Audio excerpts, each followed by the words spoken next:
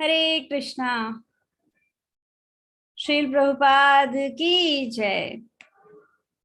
आप सभी लोगों का हार्दिक स्वागत है आज के इस ऑनलाइन सत्र में, जिसमें हम भगवान श्री कृष्ण की लीलाओं के विषय में चर्चा कर रहे हैं, जानने का प्रयास कर रहे हैं। आज 6th डे है इस कथा का, जिसमें हमने भगवान श्री कृष्ण की अनेक कथाओं के विषय में चर्चा की, जानने का प्रयास किया कि भगवान श्री कृष्ण के ऐश्वर्य क्या हैं, उन्होंने किस प्रकार से ब्रज में रहकर मस्ती की थी और किस प्रकार से असुरों का वध किया था। आज हम एक महत्वपूर्ण पड़ाव पर पहुंच रहे हैं। आज हम पहुंच रहे हैं मथुरा। आज क्या होगा? आज कंस का वध लीला के विषय में चर्चा करेंगे।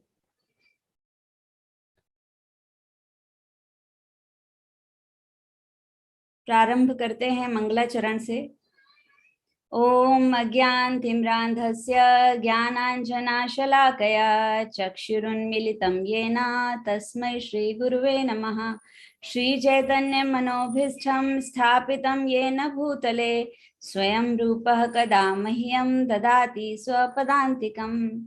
हे कृष्णा करुणा सिन्धु दीनबन्धु जगत्पते गोपेश गोपिका कान्त राधा कान्त नमस्तुते।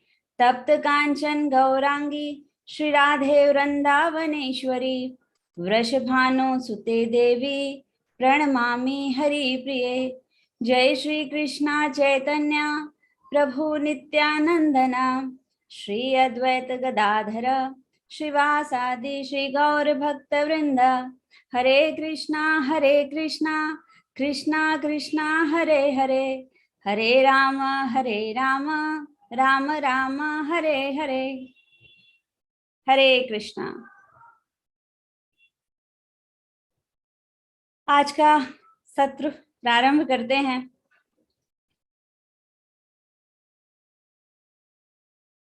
कुछ कथाएं आज के सत्र में इस प्रकार से हैं कि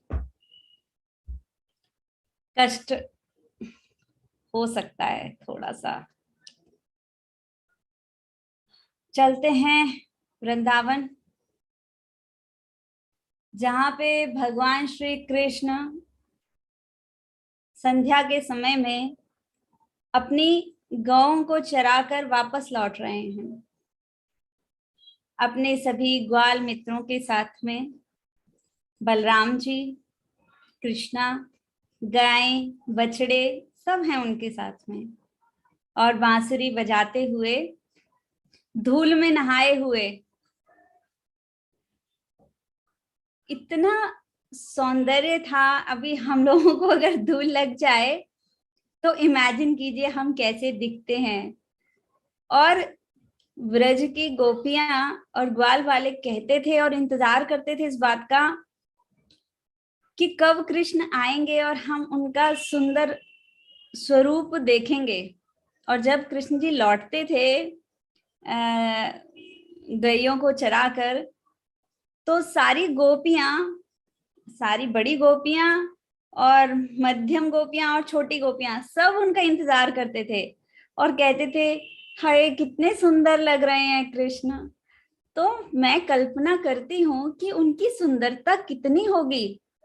आज को अगर हम धूल में नहाएं तो चेहरा तो देखने लायक होता है, और कृष्ण भगवान धूल में नहा के भी इतने सुंदर लगते थे कि गोपियां इंतजार करती थी उनका। क्या भाव था, क्या उच्च कोटि का भाव था गोपियों का, ग्वालों का, ब्रजवासियों का। शाम का समय था, भगवान श्री कृष्ण अपने ग्वाल मित्रों के साथ में लौट रहे थे, और उधर से अक्रूर जी को कंस ने भेजा था कि जाओ वृंदावन और वृंदावन से कृष्ण और बलराम को लेकर आओ। अब कंस को कैसे पता चला और क्यों कृष्ण बलराम को बुलाया उन्होंने? एक बात कि कंस ने इतने असुर भेजे, इतने असुर भेजे, उन सब असुरों को मार दिया कृष्ण ने और बलराम ने। तो ये तो कंस को समझ में आ गई ये बात कि ये दोनों साधारण बालक नहीं हैं। ये तो उनके दिमाग में आ गई थी बात, और इस बात पर स्टैंप लगा दी आके नारद जी ने। नारद जी आए कंस के पास में और उन्होंने कंस को बताया कि ये जो कृष्ण और बलराम हैं, यही देवकी के 8वें पुत्र हैं कृष्ण, और बलराम देवकी के ही 7वें पुत्र हैं। जो चीज कंस को पता नहीं थी, वो चीज, वो बात नारद जी ने उनको बता दी। कंस ये सुनकर और घबरा गया, क्योंकि कंस तो ऑलरेडी बहुत डरा हुआ था, बहुत घबराया हुआ था। पता है कैसे कंस, क्या कंस के माइंड में चलता था? वो हर चीज में कृष्ण को देखता था। काश हमारी भी बुद्धि ऐसी हो जाए कि हम भी हर चीज में कृष्ण को देखें। कंस का भाव अलग था। वो भगवान से कुटिलता का भाव रखता था, उनसे द्वेष का भाव रखता था, उन्हें मारना चाहता था। पर हम भक्तजनों के हृदय में अगर भगवान का हर समय ध्यान आए, चिंतन आए, तो क्या कहने, ये धरा जो है ना, वो पृथ्वी लोग नहीं रहेगा। फिर ये स्वयं ही वृंदावन हो जाएगा, गोलोक धाम हो जाएगा, अगर इस प्रकार से चिंतन हो। कंस कैसे चिंतन करते थे? कंस को अगर कोई भी काले रंग की चीज दिखती थी तो कंस को लगता था कि ये कृष्ण है। कंस ने काले रंग के बाल देखे तो कंस को याद आ जाता था कि अरे, काला ही है कृष्ण, कृष्ण काला है, वो मुझे मार देगा। तो उसने क्या किया, अपने सैनिकों के सबके बाल कटवा दिए उसने।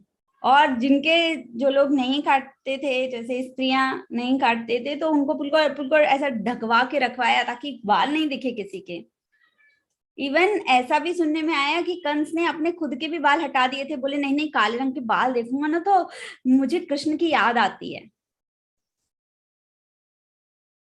खाने में काले रंग की चीज नहीं रखता था वो, कोई काले रंग की चीज नहीं, यहाँ तक कि राई और जीरा तक नहीं पसंद करता था वो। इतना डरा हुआ था, इतना डरा हुआ था वो, कि बताओ, राई और जीरा देख के भी उनको कृष्ण की याद आ जाती थी। काश हमारी बुद्धि भी ऐसी हो जाए कि हम हर चीज को देखें तो हमें कृष्ण की याद आ जाए। एक भक्त थे, तो काली उड़द की दाल बनी थी, तो वो काली उड़द की दाल देखते हैं अपने कटोरे में और बोलते हैं जय जगन्नाथ। उड़द की दाल देख के, काले रंग की उड़द की दाल देख के उन्हें जगन्नाथ जी का स्वरूप याद आ जाता है कि जगन्नाथ जी जो है ना, उनका भी जो स्वरूप है वो श्याम वर्ण का है। तो इस प्रकार से कंस हर पल हर क्षण याद करते थे कृष्ण को। अब कंस ने अक्रूर को कहा कि जाओ वृंदावन और लेकर आओ कृष्ण और बलराम को। अब अक्रूर जी तो चाहते नहीं थे जाना, अक्रूर जी की इच्छा नहीं थी जाने की। तो कंस ने क्या किया, उनके जो परिवारजन थे, उनके जो घर वाले थे, उनको उन्होंने किडनैप कर लिया।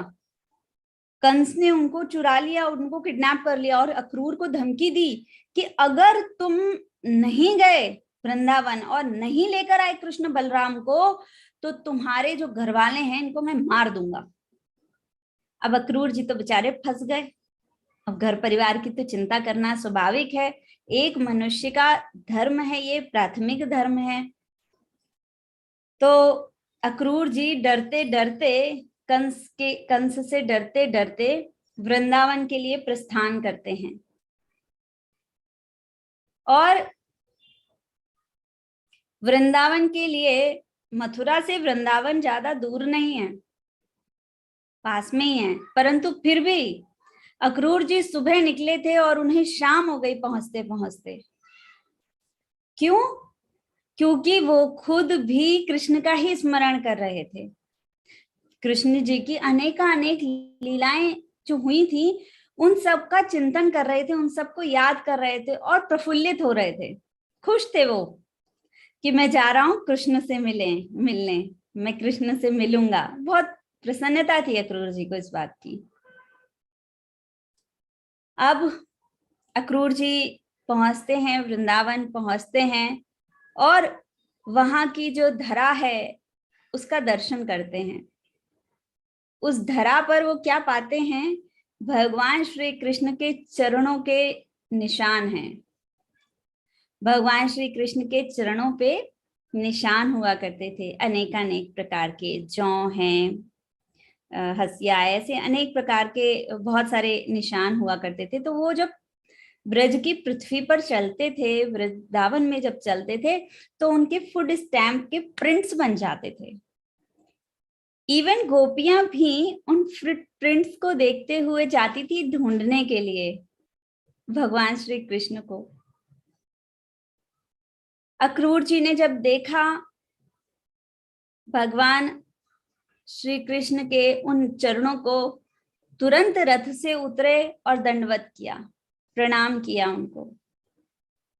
अर्थात हम जब कभी भी भगवान के दर्शन करें तो हमें इस चीज का ध्यान रखना चाहिए कि हमें उन्हें प्रणाम करना है, दंडवत करना है।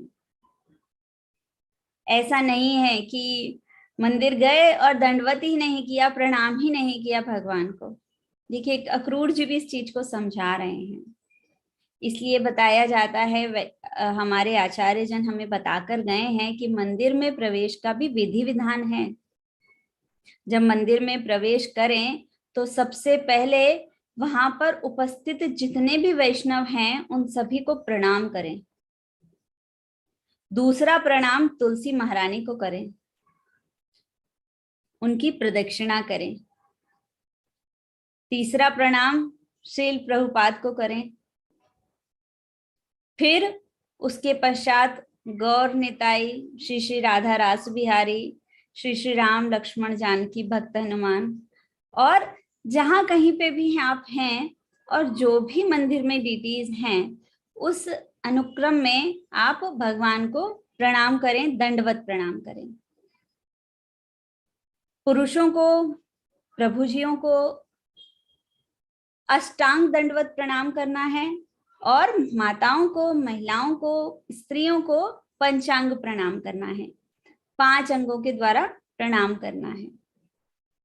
इस प्रकार से अक्रूर जी ने दंडवत प्रणाम किया उस व्रज रज को जहां पे भगवान श्री कृष्ण के चरणों के निशान थे।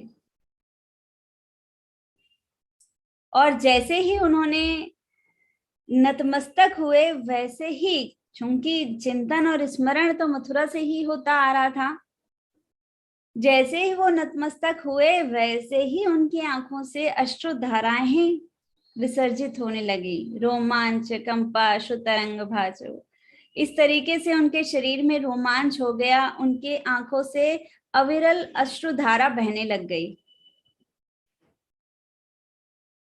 तत्पश्चात उन्होंने अपने आप को संभाला और उठे। जैसे ही वे उठे वैसे ही देखते हैं कि कृष्ण बलराम उनके सामने खड़े हैं। चूंकि कृष्ण और बलराम का रूप इतना मनोहर था, वो देखते ही समझ गए कि ये कृष्ण बलराम हैं। उन्होंने वापस से कृष्ण बलराम को प्रणाम किया, ओबेसियंसेस पे किया कृष्ण बलराम को। कृष्ण जी आए और उन्होंने अक्रूर जी को उठाया, प्रणाम किया उन्हें, और अपने पिता नंद बाबा से उन्हें मिलाया। जो कृष्ण जी थे वो तुरंत समझ गए थे कि अक्रूर जी क्यों आए हैं। नंद बाबा के पास लेकर गए, वो नंद बाबा से उन्हें मिलाया। नंद बाबा ने उनका स्वागत किया, आव भगत की उनकी, बैठने के लिए उचित स्थान प्रदान किया, जल, भोजन, वस्त्र इत्यादि प्रदान किया। अर्थात हमारे घर में यदि कोई भी व्यक्ति आए, अतिथि आए, तो उसको हमें उचित सम्मान प्रदान करना ही चाहिए। बैठने के लिए स्थान, जल, भोजन, वस्त्र इत्यादि। नंद बाबा ने उनका यथोचित स्वागत किया, फूल, पुष्प, हार, मालाएं पहनाई उन्हें, और एक गाय उन्हें उसी समय दान में दी। अक्रूर जी ने स्वीकार किया। नंद बाबा की इतनी कृपा, बहुत प्रसन्न थे अक्रूर जी नंद बाबा से मिलकर, भगवान श्री कृष्ण से मिलकर, और बलराम जी सभी से मिलके बहुत प्रसन्न थे। कृष्ण जी तो तुरंत समझ गए थे कि क्यों आए हैं। अक्रूर जी ने अपने आने का उद्देश्य नंद बाबा को बताया कि इस प्रकार से कंस ने मल्ल युद्ध रखा है, उस युद्ध के लिए वो आप सभी को, कृष्ण बलराम को इनवाइट कर रहे हैं कि आप सभी लोग चलिए मथुरा, आइए मथुरा। नंद बाबा ने कहा ठीक है। नंद बाबा भी तब समझ चुके थे कि कृष्ण की क्या इच्छा है, क्योंकि ये तो पता था कि इतने सारे आक्रमण हुए हैं, उसमें कृष्ण का हाथ है। कृष्ण दुराचारी था, असुर भाव का था, तो ये तो सर्वविदित था कि सारी प्लानिंग जो है ये कंस की है, ये कंस ही कर रहा है। ये बात व्रज में बिजली की तरह फैल गई। हर व्यक्ति को ये बात पता चल गई कि कृष्ण और बलराम कल मथुरा जा रहे हैं। अब व्रज का माहौल तो शोक युक्त हो गया। हर घर से क्रंदन की आवाज आने लगी। गोपियां अपना विरह प्रकट कर रही थी। कहते हैं पूरी रात गोपियां रोती रहीं इस कष्ट में कि कृष्ण और बलराम कल चले जाएंगे। वहीं सारे जो ग्वाल वाले थे उनको नंद बाबा ने कहा कि जाओ, कंस के यहाँ पर कल जाना है तो कर भी देंगे, इसलिए दूध, दही, घी इत्यादि, गौ अमृत जो है वो सब इकट्ठा कर लो, और कल हम भी चलेंगे मथुरा।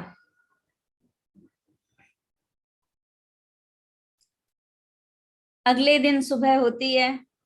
अक्रूर जी स्नान करते हैं, ध्यान करते हैं, अपनी सेवा, पूजा, याचना जो भी वो करते थे, भगवान का स्मरण वो किया उन्होंने।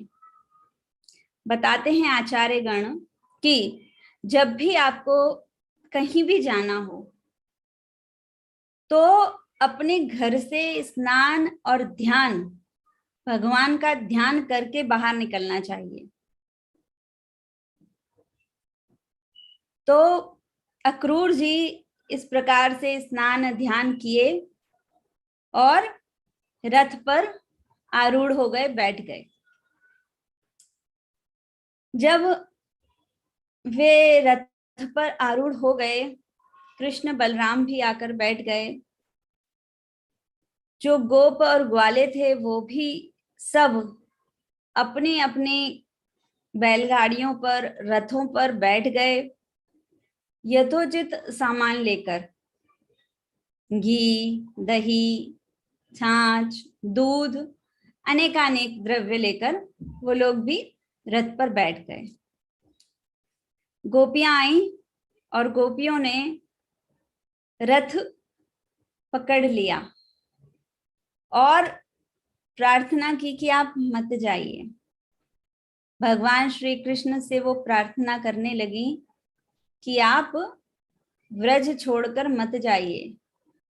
जबकि कृष्ण कह रहे थे कि मैं आ जाऊंगा, 2-3 दिन में मैं वापस लौट आऊंगा। गोपियों को भी पता था कि वापस नहीं आएंगे ये। और कहते हैं कि गोपियां जो पूरी रात केवल क्रंदन करती रहीं, पूरा व्रज क्षेत्र उस समय क्रंदन करता रहा कि कल कृष्ण और बलराम चले जाएंगे। और गोपियां जब विदा कर रही थी सुबह भगवान श्री कृष्ण और बलराम को, तो वो पूरा अश्रुओं में डूबी हुई थी। शरीर में उनके कंपन हो रहा था और कोई रथ पकड़ रहा था, कोई रथ के आगे खड़ा हो गया था, किसी ने रथ के पहिए में फंसा लिया अपना हाथ। नाना प्रकार से उन्होंने रोकने का प्रयास किया कि कृष्ण ना जाएं। चूंकि विधि का विधान था, होना तो था ही। तो अक्रूर जी कृष्ण और बलराम को लेकर निकल जाते हैं। कहते हैं कि गोपियां उस विरह अग्नि में खड़ी रहीं, स्तब्ध हो गई, मूर्छित हो गई। और जब तक उन रथों की धूल दिख रही थी तब तक वो वहीं पड़ी रहीं, ना कुछ खाया ना कुछ पिया, कुछ नहीं, कोई होश ही नहीं था उन्हें। बस इस कष्ट का ये दर्द था उनको कि कृष्ण हमसे दूर जा रहे हैं, इतना स्नेह था। अब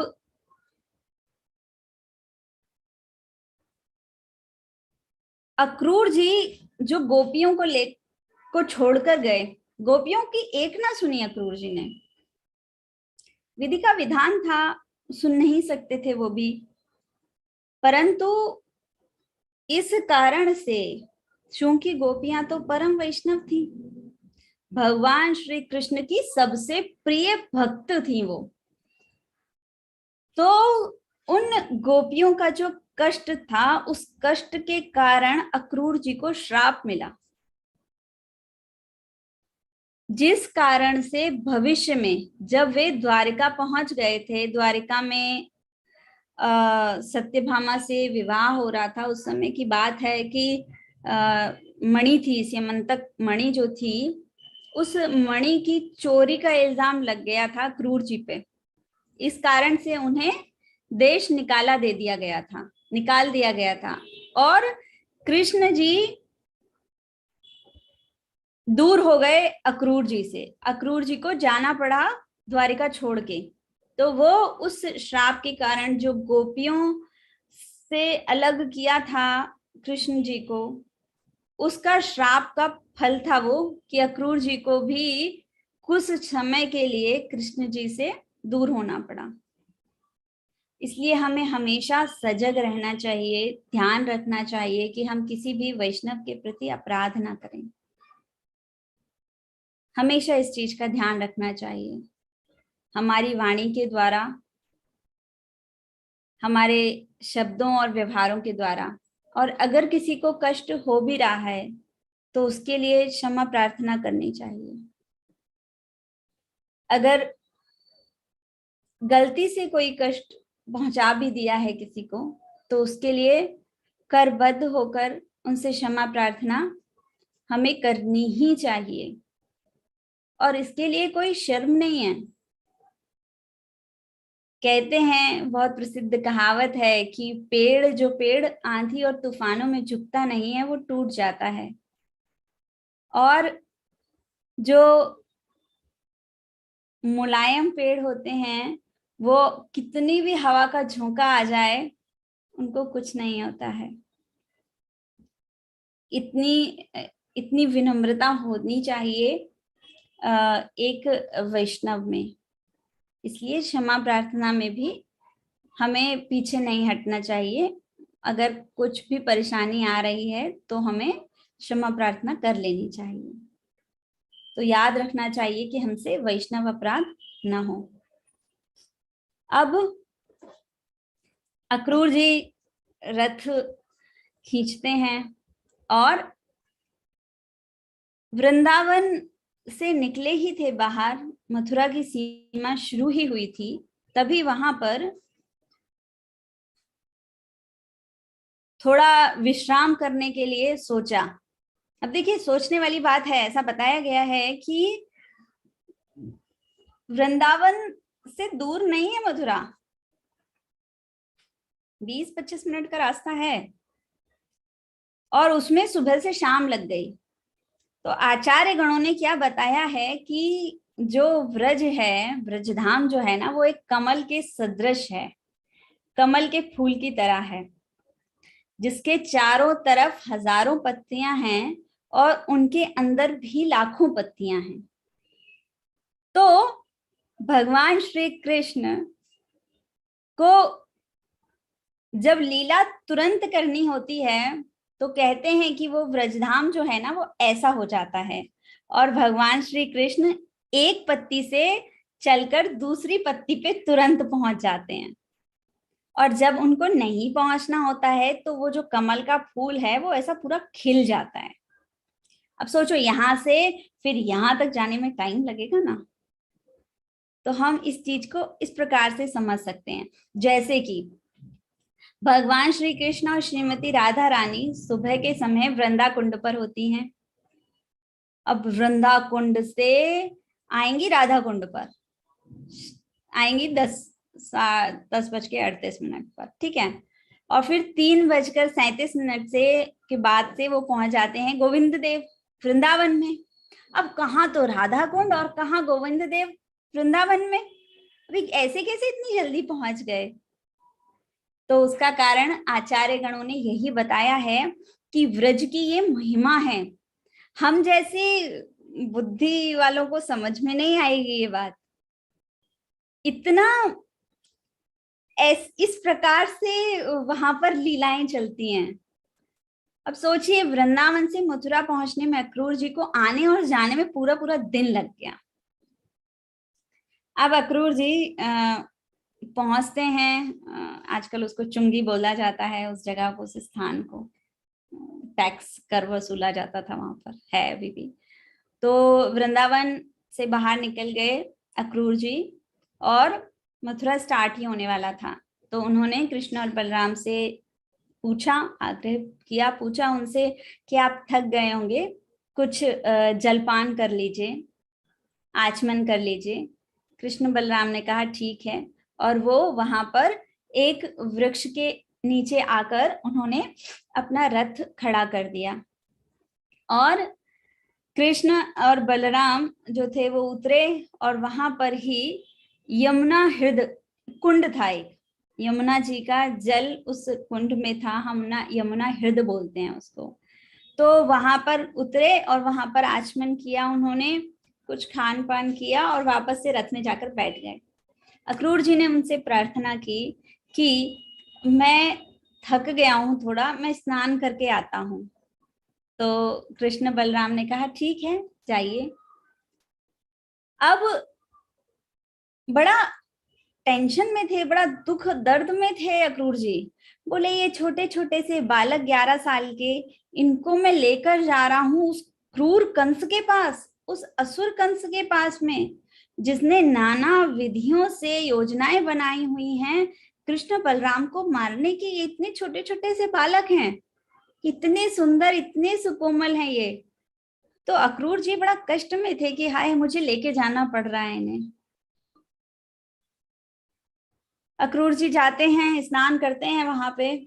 जब उस यमुना हृद में स्नान करते हैं तो डुबकी मारते हैं। जैसे उन्होंने डुबकी मारी और आंख खोली उन्होंने पानी के अंदर, जल के अंदर, तो वो देखते हैं कि शेषनाग की शैया पर विष्णु जी लेटे हैं, और जो शेषनाग जी हैं वो बलराम जी का स्वरूप हैं, और जो विष्णु जी दिख रहे हैं वो कृष्ण का स्वरूप है।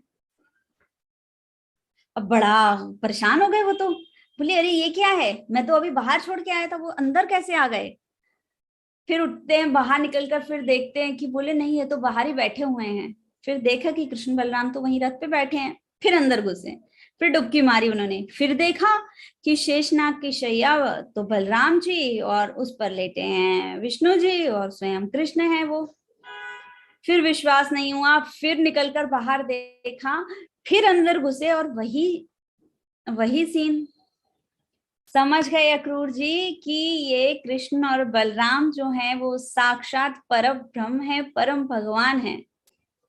और सरेंडर हो गए वो, और उनके मन में जो दुख और शोक था वो सब से वो मुक्त हो गए।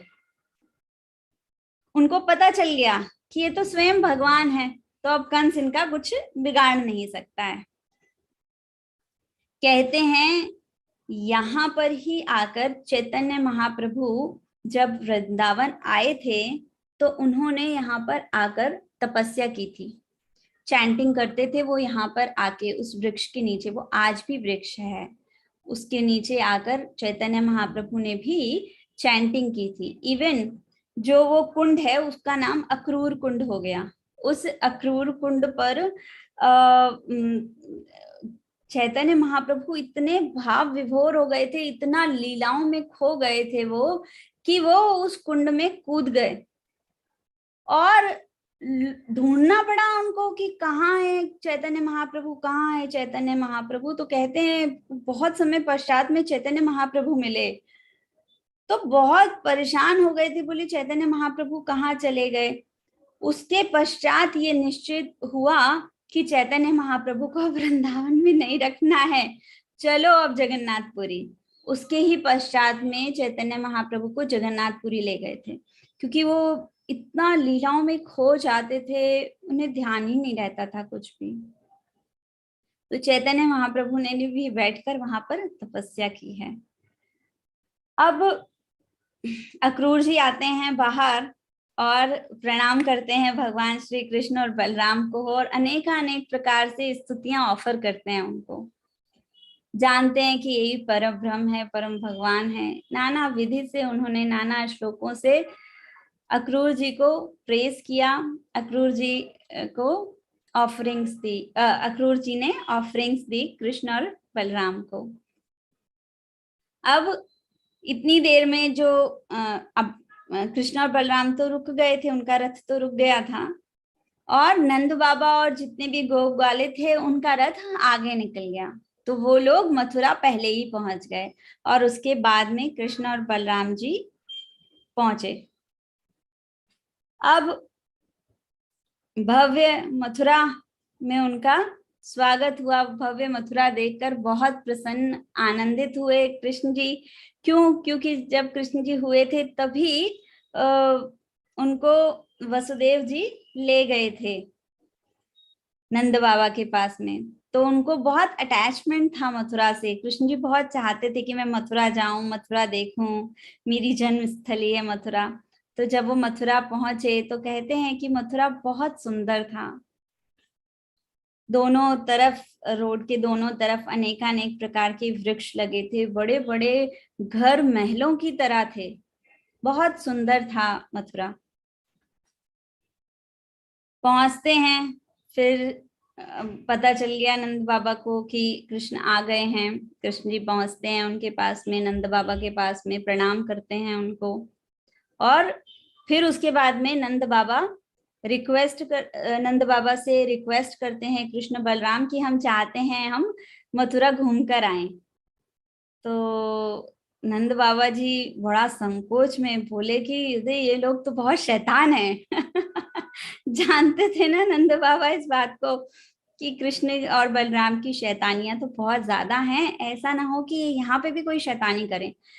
तो नंद बाबा उनको बोलते हैं देखो जा तो रहे हो पर शैतानी मत करना, वहां पे कुछ अच्छे से रहना, अच्छे से बात करना सबसे, और ज्यादा किसी को परेशान नहीं करना।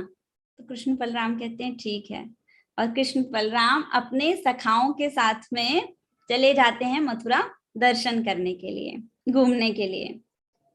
जब वो मथुरा में जाते हैं तो देखते हैं कि वहां के जितने भी वासी थे वो सब बाहर निकल आते हैं।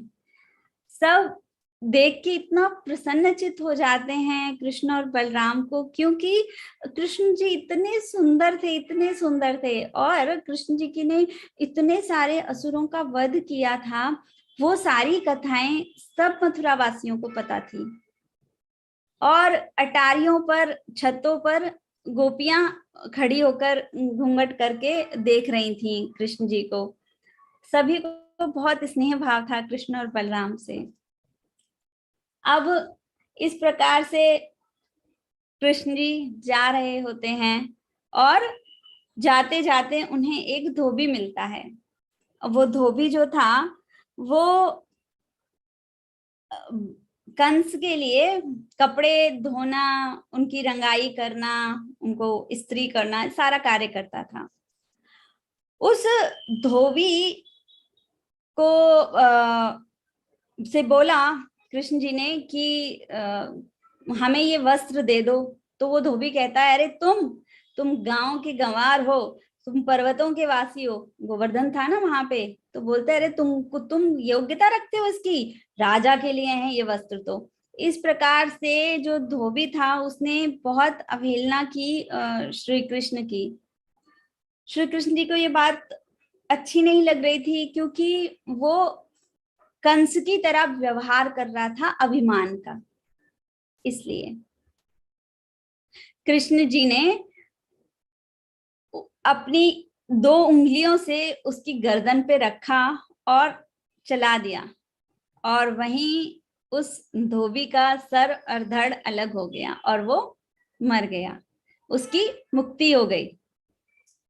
ये धोबी पता है कौन था?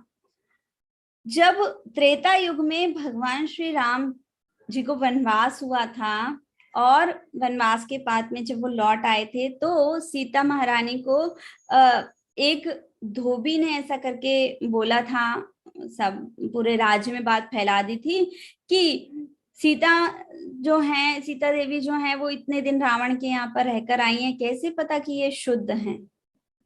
तो ये वही धोबी था। तो भगवान श्री कृष्ण ने उस धोबी का उद्धार कर दिया, उसको मुक्त कर दिया। तत्पश्चात एक कपड़ा बुनने वाला टेलर मिलता है उनको। जो कपड़े बुनने वाला टेलर था वो बहुत प्रसन्न हो जाता है भगवान श्री कृष्ण को देखकर, बलराम जी को देखकर।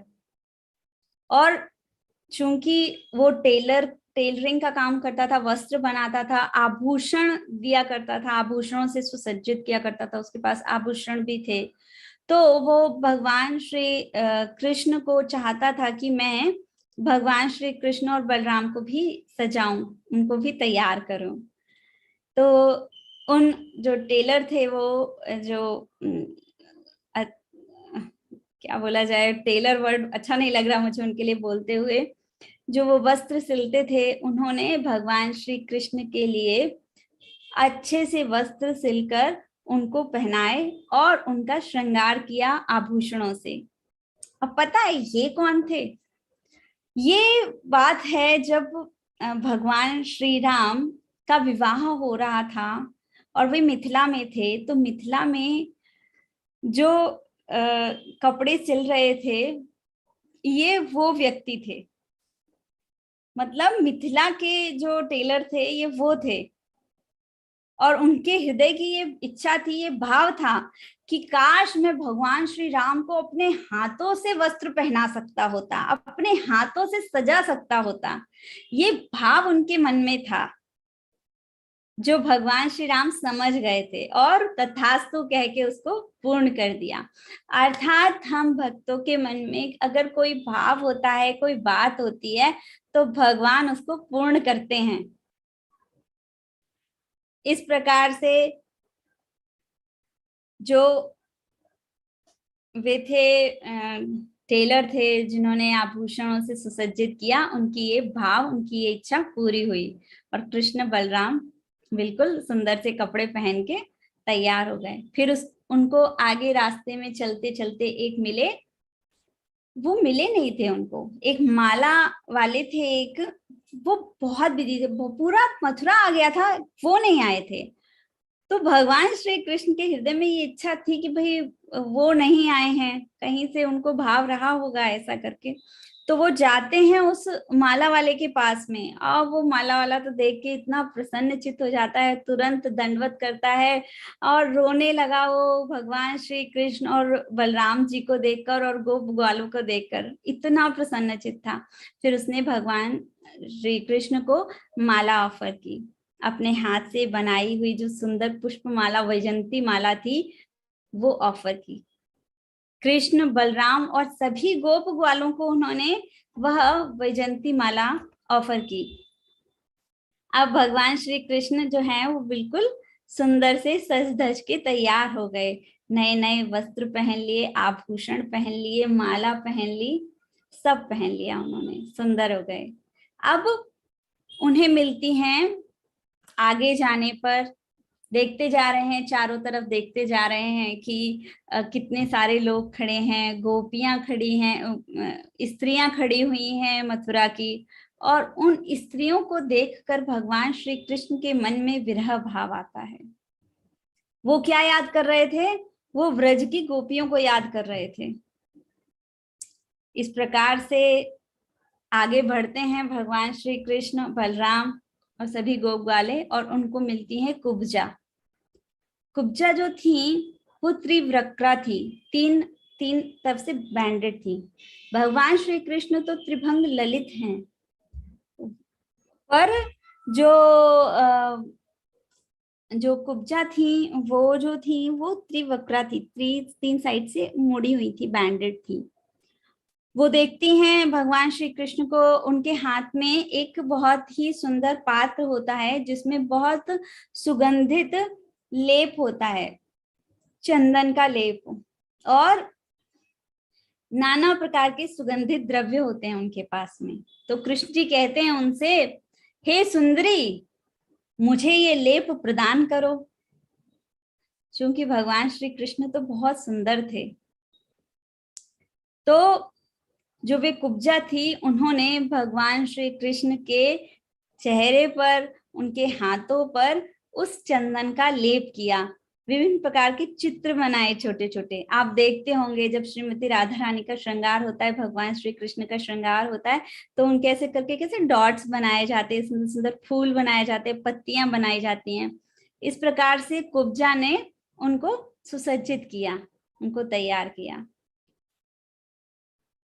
फिर अब चूंकि कुब्जा से उन्होंने सेवा प्राप्त की थी, तो बोलते हैं उनसे कि हे सुंदरी, तुम कहाँ रहती हो?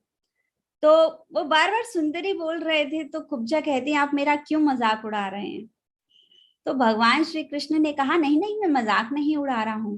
तभी भगवान श्री कृष्ण ने अपना एक पैर कुब्जा के पैर पर रखा और अपनी उंगली से उसकी थोड़ी को ऊपर किया, वैसे ही कुब्जा सीधी खड़ी हो गई और बहुत सुंदर लगने लगी।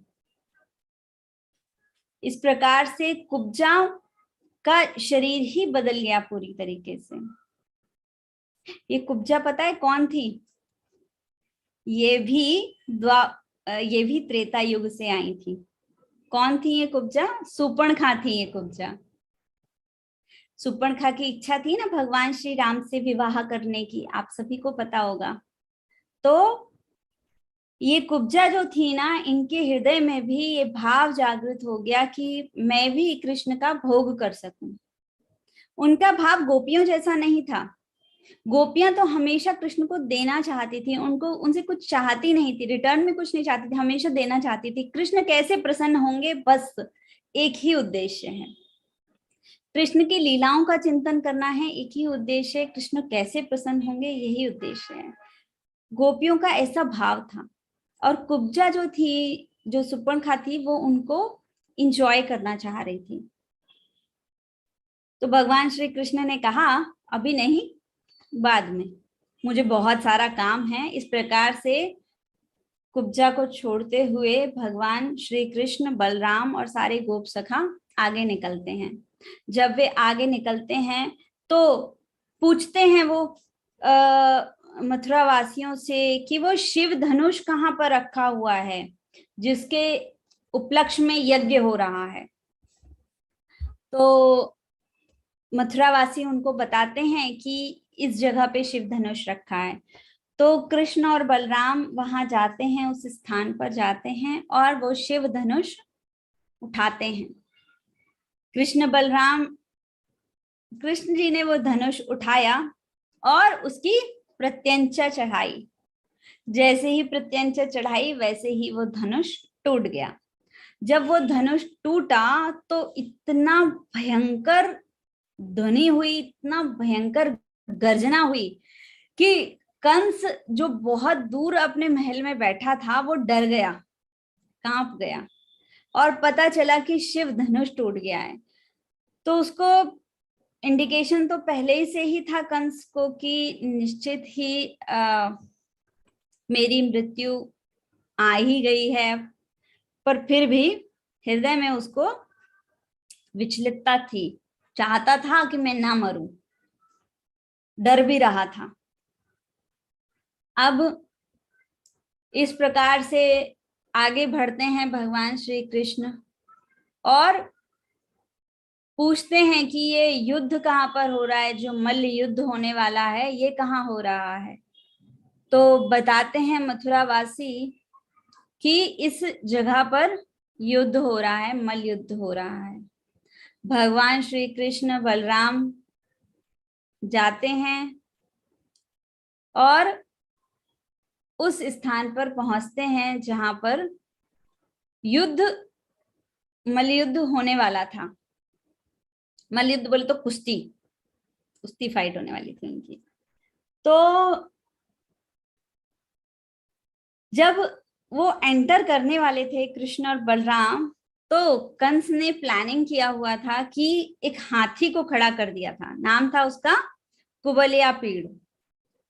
और उस हाथी का जो संचालक था, जो उसके ऊपर बैठा था, उसको बोल दिया था कि इन दोनों बालकों को प्रवेश ही मत करने देना, बोले प्रवेश से पहले ही इन्हें मार देना।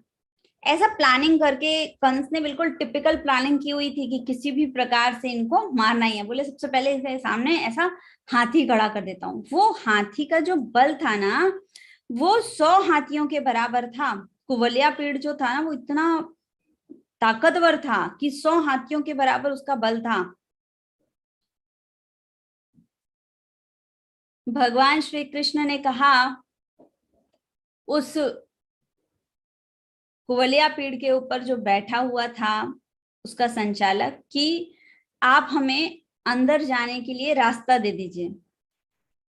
तो वो कहता है नहीं। भगवान श्री कृष्ण ने वापस से कहा कि हमें अंदर जाने के लिए रास्ता दे दीजिए। उसने कहा नहीं। फिर उन्होंने कहा ठीक है, युद्ध तो युद्ध। अब हाथी का बेचारे का इतना बड़ा तो शरीर और 2 छोटी छोटी आंखें, क्या दिखाई दे उसे इतना। अब भगवान श्री कृष्ण कभी उसके पीछे, कभी उसकी साइड में, कभी इस साइड में, कभी ऊपर। अब वो बेचारा हाथी कंफ्यूज ही हो गया कि बोले कि कहाँ हैं भगवान श्री कृष्ण। उसने अनेक प्रकार से अनेक बार मारने का प्रयास किया कृष्ण जी को। फिर भगवान श्री कृष्ण ने एक मुक्का मारा और वहीं ढेर हो गया वो हाथी। और उस कुबलिया पीड़ का जो टस्क था, जो दांत था, वो एक दांत तो निकाल लिया बलराम जी ने और एक दांत निकाल लिया कृष्ण जी ने, और दोनों ने उसे अपने हनुमान जी की तरह अपने कंधे पर रखा और चलने लगे वो आगे। यही बात से ये बात फैल गई थी कि इतना बलशाली है कृष्ण। पूरे मथुरा में ये बात फैल गई थी, कुवलिया पीड़ को मार दिया और उसका टस्क विजय, विजय का प्रतीक है कि विजय का प्रतीक के रूप में वो अपने कंधे पर लेकर जा रहे थे उस हाथी दांत को। पहुंचते हैं अब उस सभा में जहां पे मल्ल युद्ध होना था। मल्ल युद्ध के लिए अनेकानेक योद्धाओं को भेजा, चाणूर, मुष्टिक, शल, तौशल, कूट इत्यादि अनेकानेक को भेजा। और भगवान श्री कृष्ण ने उनको खूब धुना, खूब पिटाई की उनकी। चाणूर जो था वो बहुत शक्तिशाली था। कहते हैं उस समय उसकी जो उम्र थी वो लगभग 500-600 वर्ष की थी। असुर था तो सब कुछ खाता था, वो बहुत शक्तिशाली था। और भगवान श्री कृष्ण जो थे वो 11 वर्ष के, मात्र 11 वर्ष के एक बालक थे। तो वहां पर जितने भी लोग बैठे थे वो सब लोग बहुत डर रहे थे। विशेषतः वहां की जो स्त्रियां थी जो ये युद्ध देखने के लिए आई थी वो डर रही थी। बोले ये कितना मूर्ख और निर्दयी है कंस, जो इतने छोटे छोटे बालकों पर इतना बड़ा अत्याचार कर रहा है। अब वो कुछ कर तो सकती नहीं थी कि भाई जाके कंस से लड़ाई कर लें, वो ये तो नहीं कर सकती थी, परंतु चर्चा कर रही थी इसकी। अब जो लोग वहां पर उपस्थित थे, अनेकानेक प्रकार के लोग थे वहां पे, उस मल्लयुद्ध को देखने के लिए जो लोग आए थे, वो हर किसी के मन में अलग अलग भाव था कृष्ण जी के लिए। जैसे कि मल्ल योद्धा जो थे, उनके लिए भगवान श्री कृष्ण एक वज्र की तरह दिख रहे थे। जैसे बिजली कड़क के गिर जाती है, उस प्रकार से भगवान श्री कृष्ण को वो देख रहे थे। जो स्त्रियां थी, जो साधारण जनता थी, सभी पुरुष जो थे वहां पे, वो भगवान को एक महान मनुष्य के रूप में देख रहे थे, एक महान व्यक्तित्व के रूप में देख रहे थे। जो वहां की साधारण जनता थी, वो जो स्त्रियां थी वो देख रही थी कि भगवान श्री कृष्ण कितने कोमल हैं, कितने सुकोमल बालक हैं। ये भाव था, एक वात्सल्य भाव उनके हृदय में आ रहा था। जो ग्वाल बाल थे वो भगवान श्री कृष्ण को अपना स्वजन मानते थे, अपना मानते थे। विश्वास तो था उनको कि कुछ नहीं होगा, पर फिर भी डर था थोड़ा कि बोले ये कंस तो बहुत क्रूर है, बहुत निर्दयी है। असुर जो थे वो देख रहे थे कि अब हमें दंड देने वाला व्यक्ति आ गया है, ये हमें दंड देगा। जो मूर्ख लोग थे वो देख रहे थे कि भगवान श्री कृष्ण का एक विराट रूप दिख रहा है, जिसमें उन्होंने अस्त्र धारण किया हुआ है। कंस को वो अपनी मृत्यु दिखाई दे रहे थे। वृष्णि जो थे, वृष्णि वंशी जो थे, वो भगवान श्री कृष्ण को पूजनीय परम भगवान समझ रहे थे और आराधना कर रहे थे। इस प्रकार से नाना प्रकार के लोग उस सभा में बैठे थे और हर किसी का भाव कृष्ण के लिए अलग अलग था।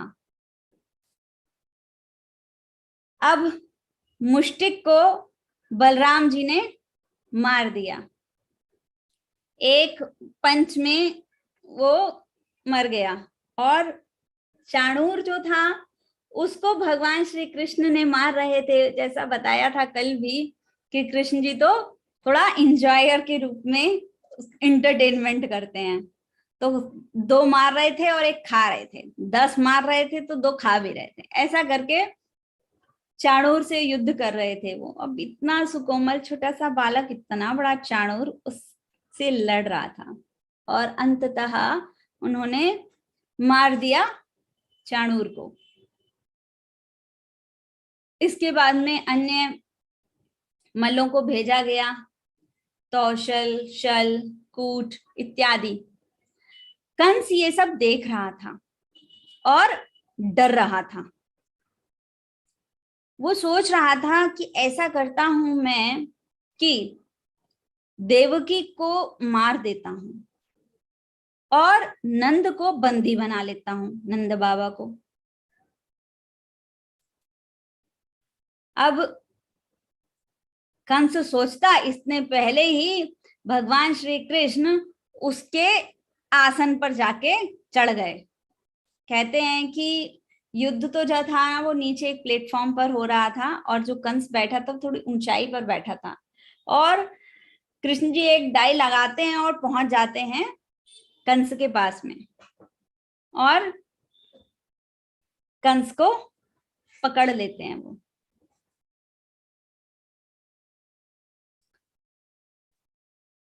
कंस भी बचने का बहुत प्रयास करता है, मारता भी है। और फिर भगवान श्री कृष्ण कंस को पकड़ के, उसके बाल पकड़ के उसको जहां युद्ध हो रहा था उस ग्राउंड में, उस क्षेत्र में ले आते हैं और मारते हैं उसको। भगवान श्री कृष्ण ने कंस को एक पंच मारा और कंस चला गया। कंस कौन था? कंस था, पहले बात हुई थी, सत्र में चर्चा हुई है अपनी, कंस था कालनेमी का, कालनेमी नामक राक्षस जो हिरण्यकश्यप का पुत्र था। उससे पहले वो मरीचि ऋषि का पुत्र हुआ था, जिसमें उन्होंने ब्रह्मा जी के प्रति अपराध किया था। इस कारण उनको असुर कुल में जन्म लेना पड़ा, हिरण्यकश्यप के घर में। इस प्रकार से कंस का वध कर देते हैं भगवान श्री कृष्ण और मथुरा में एक आनंद की लहर दौड़ जाती है। हालांकि कंस की जो पत्नियां थी वो बहुत दुखी हो जाती हैं, बहुत दुख मानती हैं, कष्ट मानती हैं। और कंस के जो भाई थे, 8 भाई थे कंस के, वो भी एक एक करके आते हैं कृष्ण से युद्ध करने के लिए, और वो भी कृष्ण से एक एक करके युद्ध करते हैं और दोनों भाई मिलकर उन्हें पराजित कर देते हैं, उन 8 को मार देते हैं। अब तो कोई पुरुष रहा नहीं कंस के कुल में, तो जो स्त्रियां थी वो बेघर हो जाती हैं और वो करबद्ध हाथ जोड़कर कृष्ण जी के पास जाती हैं और याचना करती हैं, कृपा करके हमें शरण प्रदान कीजिए। भगवान श्री कृष्ण जो परम दयालु हैं, वो उन कंस की पत्नियों को शरण प्रदान करते हैं। कंस की 2 पत्नियां और थीं, प्राप्ति और एक और थी, वो जरासंध की बहनें थी। तो वो दोनों तो जो थी वो जरासंध के पास चली जाती हैं। इसी के बाद जरासंध को युद्ध करना था कृष्ण से, ये उसके बाद की घटना हुई थी। फिर वो आगे की कथा है, कभी चर्चा करेंगे उसकी भी।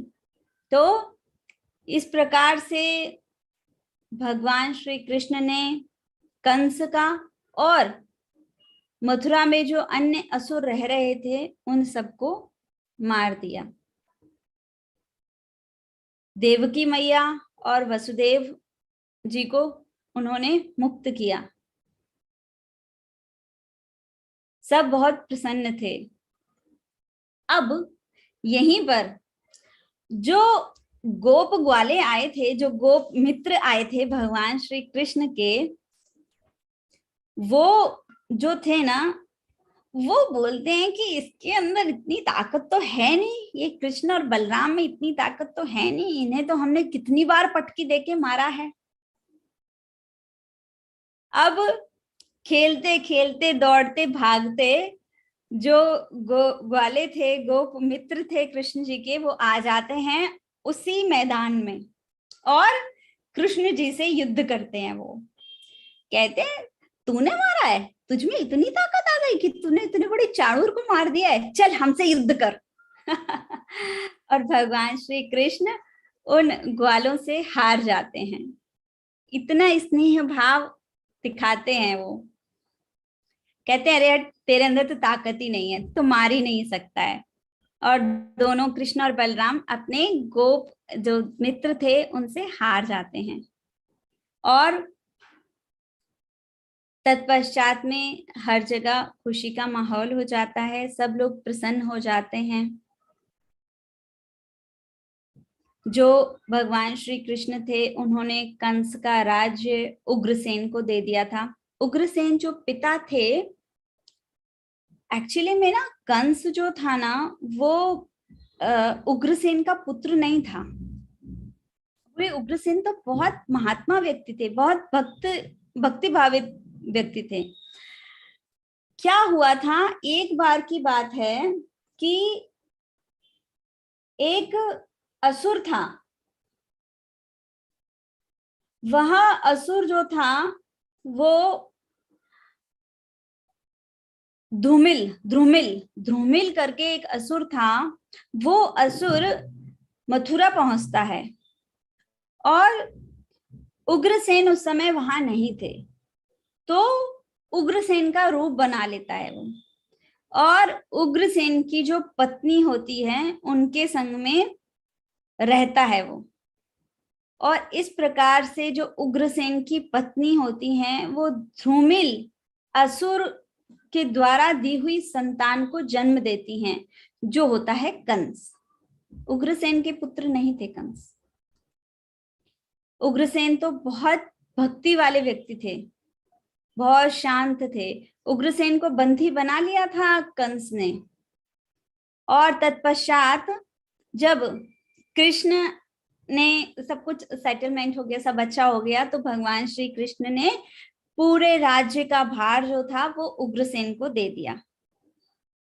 और इस प्रकार से सभी लोग बहुत ही हंसी खुशी वहां रहने लगे। नंद बाबा और जो गोप ग्वाले थे वो सब व्रज वापस लौट गए। इस प्रकार से भगवान श्री कृष्ण और बलराम ने कंस का और अन्य असुरों का वध किया। तो आज की जो कथा थी वो यहीं समाप्त करते हैं।